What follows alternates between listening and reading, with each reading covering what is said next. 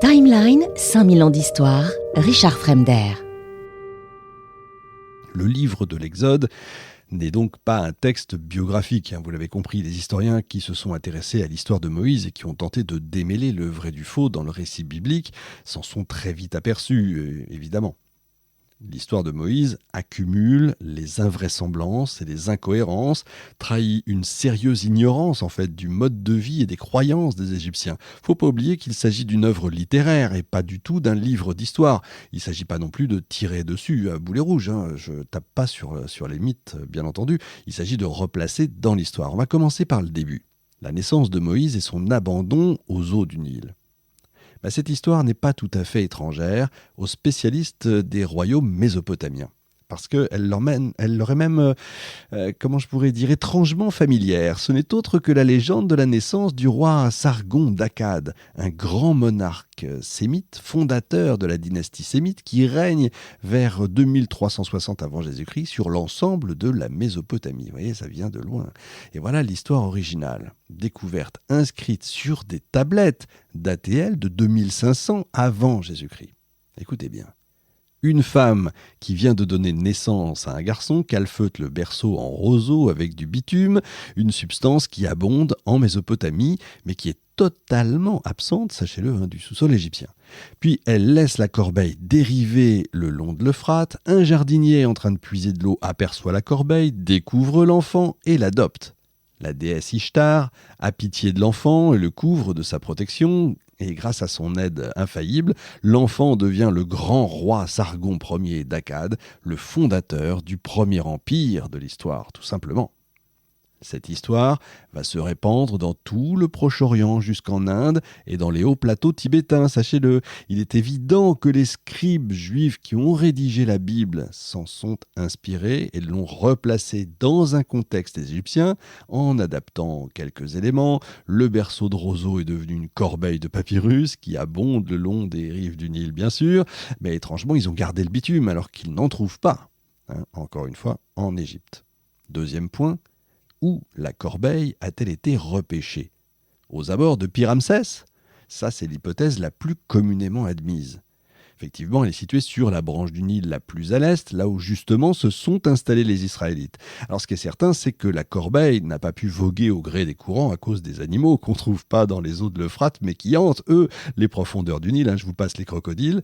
Bien sûr, vous imaginez ces bestioles qui infestent le fleuve, jusqu'à aujourd'hui encore, n'auraient fait qu'une bouchée du malheureux bébé. Le destin du futur libérateur se serait arrêté brutalement. Ça, c'est pas possible pour l'histoire. Donc on suppose plutôt que la corbeille aurait été déposée dans la jonchée, vous voyez, là où il y a tous les joncs, sur le bord du Nil, donc au milieu des joncs, où la fille de Pharaon a l'habitude de descendre, je vais dire pour se baigner, je vais mettre des guillemets. Parce que, avec ce que je viens de vous raconter, vous êtes vraiment sûr ? On va se baigner avec tous les crocodiles, sans parler les serpents d'eau, les hippopotames, tout ça. Alors, c'est très mignon, un hippopotame, c'est très beau, c'est très gros, mais c'est extrêmement féroce quand même. C'est pas très commode pour une baignade comme ça. Et cette scène s'accorde, si vous voulez, plus à la géographie de l'Euphrate, qui a des eaux bien tranquilles, où les villageois peuvent barboter, si j'ose dire, en toute innocence. Les textes égyptiens, d'ailleurs, évoquent souvent la servante insouciante qui risque de se faire bouffer par un crocodile. Ils mettent les lecteurs en garde contre les nombreux dangers qui se camouflent sous les eaux du fleuve, et ils conseillent de toujours bien regarder partout autour de soi si on veut éviter de servir de petit-déj aux crocodiles ou aux hippopotames et autres serpents. Une autre anomalie interpelle quand même les égyptologues, la décision de Pharaon de jeter tous les bébés hébreux mâles dans le Nil. Or, dans la pensée égyptienne, le dieu Osiris, le dieu bienfaisant par excellence, a été noyé précisément dans le fleuve. Donc tout homme qui meurt de la même manière est aussitôt divinisé, glorifié. Et cette erreur montre que l'auteur ignore tout simplement tout de la culture égyptienne. En plus, pourquoi faire mourir uniquement les garçons alors que ce sont les filles qui engendrent et mettent au monde des fils ? Les filles auraient-elles moins de valeur que les garçons ? Aujourd'hui, ça nous fait réagir, peut-être moins à l'époque, c'est vrai, dans la pensée sémitique, mais absolument pas du tout dans la pensée égyptienne. En Égypte, les filles sont libres de vivre comme bon leur semble, elles peuvent épouser qui elles veulent, elles peuvent même divorcer à cette époque-là, garder leurs propres meubles, leurs propres biens, ce qui est impensable pour les Hébreux. Cette anomalie trahit donc la culture israélite de l'auteur et pas du tout la réalité égyptienne. Et puis encore une fois, comment voulez-vous renouveler la main-d'œuvre corvéable que représentent les Hébreux nécessaires à la réalisation des grands travaux si vous les tuez dès leur naissance? Tout ça n'a pas de sens.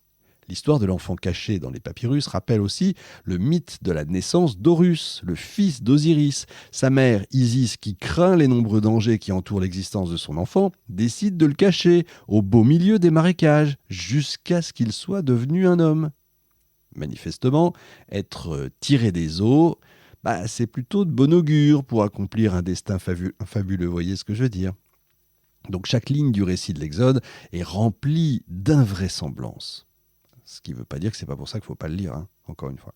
Donc non seulement la mère de Moïse fait adopter son fils par la fille du pharaon, mais en plus elle touche un salaire de nourrice en élevant son propre enfant.